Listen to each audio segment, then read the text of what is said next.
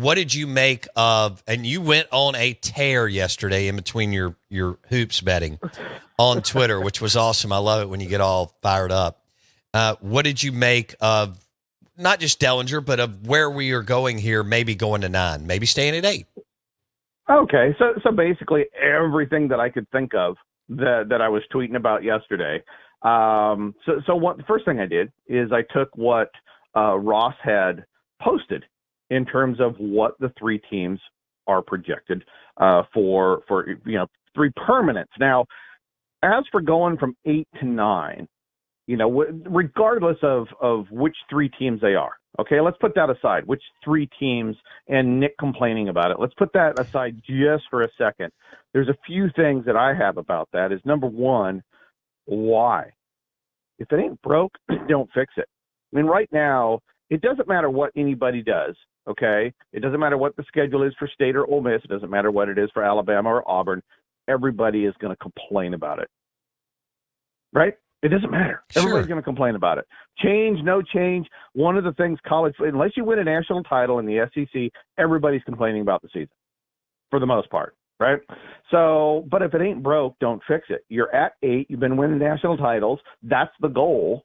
And now that we have expanded playoffs, you want to go to 9 and limit your opportunities? That's dumb. Because also when you go to 9, you can't go back.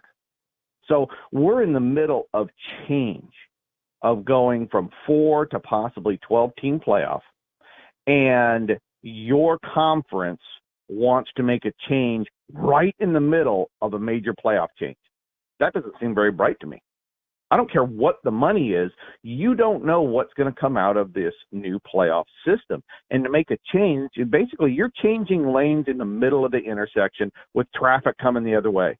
I don't think that's a very good idea. I agree. Because once you go there, you can't come back. Right. And you don't know how this is going to play out. Now, if you make the change, here's a few things I think that are the one wild card is which game are you changing on your non-conference? All right. Is Mississippi State adding Texas and dropping the Bahama School of Dentistry? Or are they adding Texas and dropping Arizona? Okay. There's a huge difference there in terms of strength of schedule. There's a huge difference there in terms of projecting win totals.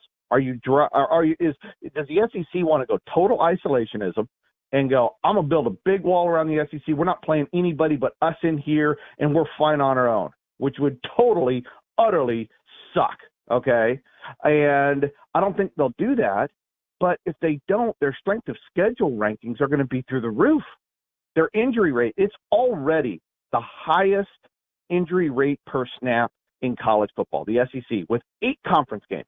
You go to 9, guess what? More bigger, faster guys hitting each other. You're going to have a higher injury rate than you already have right now. You're going to have less top 25 teams. Why? Because you're beating yourself up unless you make the non-conference super cupcake.